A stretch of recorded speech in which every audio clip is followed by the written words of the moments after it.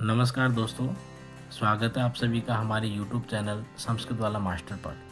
मैं के वशिष्ठ आप सभी संस्कृत अनुरागियों का हार्दिक अभिनंदन करता हूं। दोस्तों, यदि आपने अभी तक हमारे चैनल को सब्सक्राइब नहीं किया है तो सबसे पहले तो सब्सक्राइब करें, लाइक करें और शेयर करें। और हाँ, बेल आइकन को प्रेस करना मत भूलिएगा ताकि आपको नेक्स्ट वीडियो का नोटिफिकेशन मिलता रहे।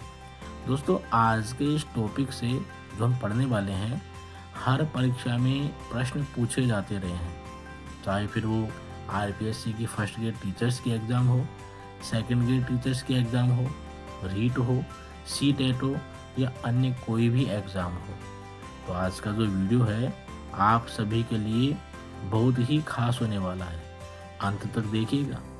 तो आज का टॉपिक है उच्चारण स्थान। परिभाषा देखते हैं। जिस स्थान विशेष से कोई भी वर्ण या अक्षर प्रकट होता है वही उत्पत्ति स्थल उस वर्ण का उच्चारण स्थान कहलाता है। दोस्तों, ये उच्चारण स्थान अनुभूत योग्य होते हैं। सामान्य सभी वर्ण हृदय से उत्पन्न होते हैं, लेकिन उनका उच्चारण अलग अलग स्थानों के माध्यम से होता है। अब पाणिनीय शिक्षा के अनुसार उच्चारण स्थान कितने होते हैं, श्लोक के माध्यम से समझने का प्रयास करते हैं। श्लोक है, अष्टौ स्थानानि वर्णानाम उरः कंठः शिरस्तथा जिह्वामूलं च दन्तश्च नासिका ओष्ठौ च तालु च। अर्थात पाणिनीय शिक्षा के अनुसार उच्चारण स्थान 8 होते हैं। कौन कौन से?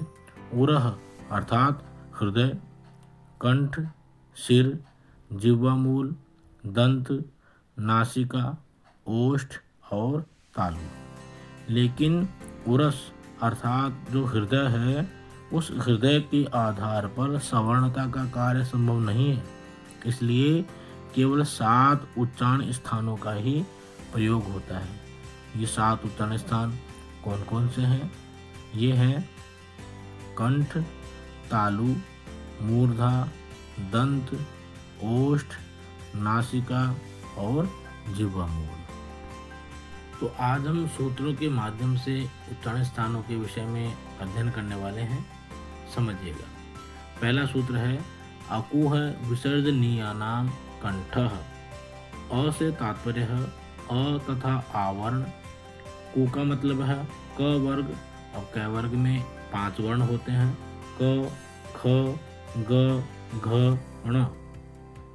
अकुह है का मतलब हकार। विसर्जनीयानाम अर्थात विसर्ग, इन सब का उच्चारण स्थान कंठ होता है और ये सभी वर्ण कंठ से उच्चारित होते हैं, इसलिए इनको कंठ वर्ण कहते हैं। ठीक है। दूसरा सूत्र है, इतु यशानाम तालु। ई से तात्पर्य है ह्रस्व ई तथा दीर्घ ई। चु अर्थात चवर्ग। अब चवर्ग में वही 5 वर्ण होते हैं, च, छ, ज, झ, य। यशानाम, यह मतलब यकार, श, इन सबका उच्चारण स्थान कहाँ से होता है? तालु से, और इसलिए इनको तालव्य वर्ण कहा जाता है। अगला सूत्र है, ऋतु रसाणाम मूर्धा।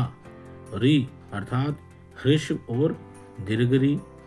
टू का मतलब है ट वर्ग, और ट वर्ग में 5 वर्ण होते हैं, ट, ठ, ड, ढ, ण।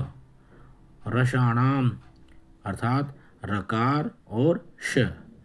ये सभी जो वर्ण हैं इनका उच्चारण मूर्धा से होता है, इसलिए इनको मूर्धन्य वर्ण कहा जाता है। नेक्स्ट है, ऋतु लसानाम दंतः। ली, अब देखो यहाँ पर ली का दीर्घ रूप नहीं होता है। ठीक है। तू का मतलब तय वर्ग। तय वर्ग में 5 वर्ण होते हैं, त, थ, द, ध, न।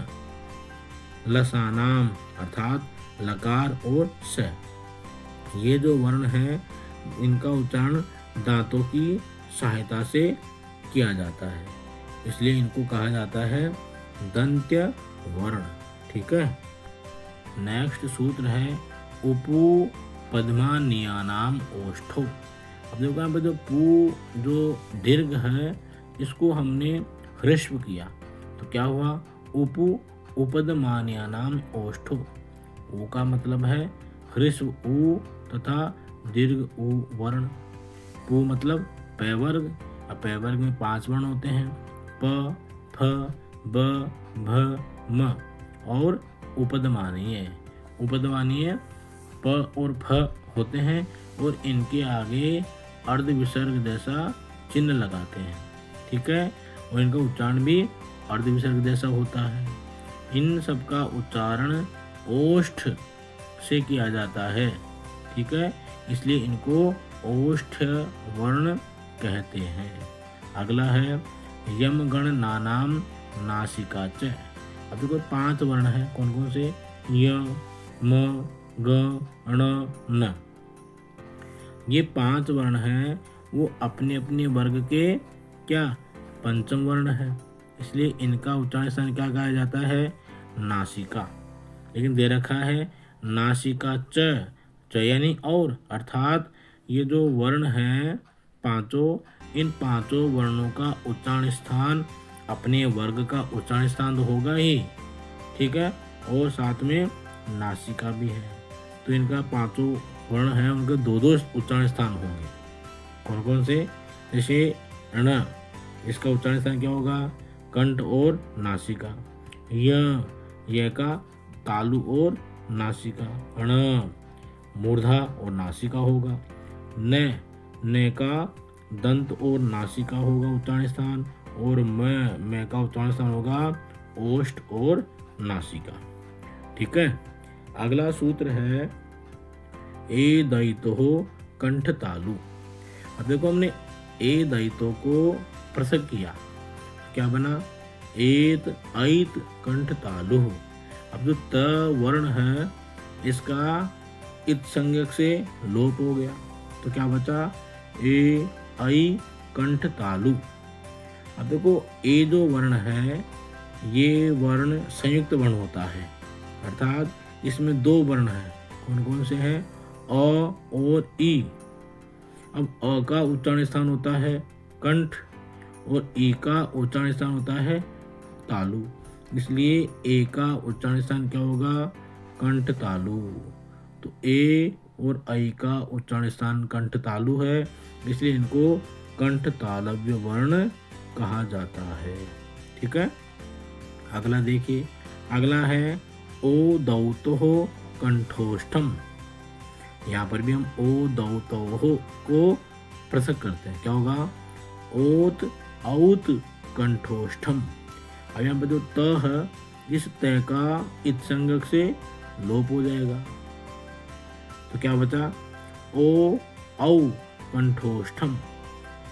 मतलब ओ और औ का उच्चारण स्थान क्या है? कंठोष्ठ है। अब देखो कैसे है। अब देखो ओ जो वर्ण है इस ओ में 2 वर्ण हैं, ये संयुक्त वर्ण है। कौन कौन से है? अ और उ। अब अ का उच्चारण स्थान होता है कंठ और उ का उच्चारण स्थान होता है ओष्ठ, इसलिए ओ तथा औ इन दोनों वर्णों का उच्चारण स्थान होता है कंठोष्ठम और इनको कहा जाता है कंठोष्ठ वर्ण। ठीक है। नेक्स्ट सूत्र है वकारस्य दंतोष्ठम। अब जो व वर्ण है इसका उच्चारण स्थान दंतोष्ठ है क्योंकि व वर्ण दांत और ओष्ठ दोनों की सहायता से इसका उच्चारण होता है। ठीक है। अगला है जिह्वामूलीयस्य जिह्वामूलम। अर्थात जो जिह्वामूल वर्ण है, कौन कौन से जिह्वामूल वर्ण कौन कौन से हैं? क ख। इन दोनों वर्णों का उच्चारण स्थान जीभ का मूल भाग अर्थात जिह्वामूल है। इन दोनों वर्णों का उच्चारण अर्ध विसर्ग जैसा होता है और इनके आगे अर्ध विसर्ग लिखा जाता है। नेक्स्ट है नासिका अनुस्वारस्य। अर्थात जो अनुस्वार है उसका उच्चारण नासिका अर्थात नाक से किया जाता है। ठीक है, तो इस तरह स्पष्ट हो गया कि जो 10 वर्ण हैं उनके उच्चारण में दो दो उच्चारण स्थानों का प्रयोग होता है। कौन कौन से हैं वो 10 वर्ण? देखिए, ये है य, म, ण, ण, न। ठीक है ना। और कौन कौन से हैं? ए, ऐ, ओ, औ, व। अब देखो जी, यह इसका उच्चारण स्थान होता है कौन सा? इतु यशानाम तालु भी होता है और यम गण नानाम नासिका च, ये भी होता है। तो इसलिए इसका उच्चारण स्थान क्या होगा? तालु और नासिका। म का क्या होगा? ओष्ठ और नासिका। ण इसका उच्चारण होगा कंठ और नासिका। ण और इसका होगा कौन सा? ऋतु रसाणाम मूर्धा, इसका मूर्धा भी है और नासिका भी है। और न ऋतु लसानाम दंता, अपने जो ये तय वर्ग का पंचम वर्ण है, इसका दांत भी है, उच्चारण स्थान दंत भी है और नासिका भी है। उसी प्रकार से 5 और वर्ण हैं। कौन कौन से? वो है ए का क्या है? कंठ और तालु, क्योंकि इस ए में क्या है? अवर्ण और ई दोनों से मिलकर बना नहीं है, तो कंठ और तालु होगा। ऐ इसका भी क्या होगा उच्चारण स्थान? कंठ और तालु। ओ में क्या है? अ और ओ, तो अ का उच्चारण स्थान कंठ होता है और ओ का उच्चारण स्थान ओष्ठ होता है, इसलिए ओ का उच्चारण स्थान क्या होगा? कंठ और ओष्ठ।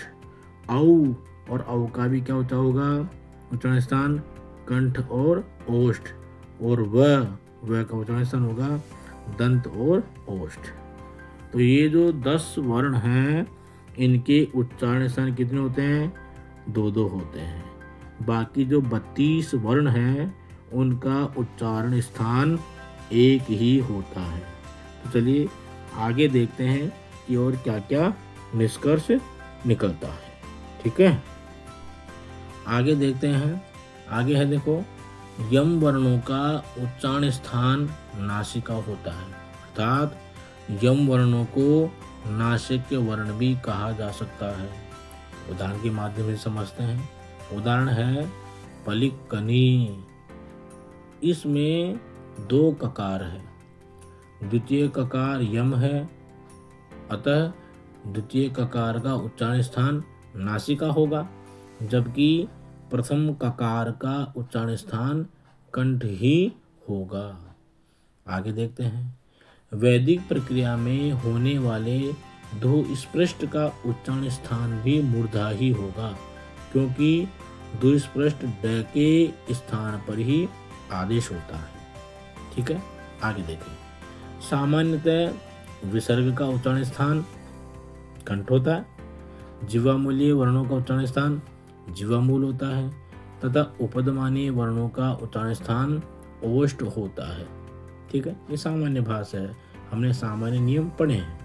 लेकिन पाणिनि शिक्षा के अनुसार क्या विसर्ग और अर्ध विसर्ग जिस स्वर पर आश्रित होते हैं उसी स्वर के अनुसार इनका उच्चारण स्थान होगा। देखिए ध्यान से समझिएगा, बहुत ही इम्पोर्टेंट है। जो निष्कर्ष निकले हैं इन्हीं के अनुसार एग्जाम में आप अच्छे प्रकार से अंक प्राप्त कर सकते हैं। देखिए क्या है, उदाहरण है जैसे रामः। अब देखो क्या है रामः, इसमें अह की ध्वनि आ रही है, अर्थात मैं जो है उसमें अवर्ण है। ठीक है, और विसर्ग किस पर आश्रित है? अ पर, तो इसका उच्चारण स्थान क्या होगा? कंठ होगा। क्यों? क्योंकि कहा गया है कि विसर्ग और अर्ध विसर्ग जिस स्वर पर आश्रित हो। अब यहाँ पर विसर्ग किस पर आश्रित है? अ पर, और अ का उच्चारण स्थान क्या होता है? कंठ, इसलिए इस विसर्ग का उच्चारण स्थान क्या होगा? कंठ होगा। ठीक है, सामान्य रूप से भी कंठ होता है, और यहाँ पर हमने किया पाणिनि शिक्षा के अनुसार उसमें भी क्या होगा, कंठ होगा। ठीक है, आगे देखो, आगे है जैसे नेक्स्ट है उदाहरण हरि ही। अब देखो इसमें भी क्या है, विसर्ग है, हरि ही, इसमें ध्वनि आ रही है ई ही।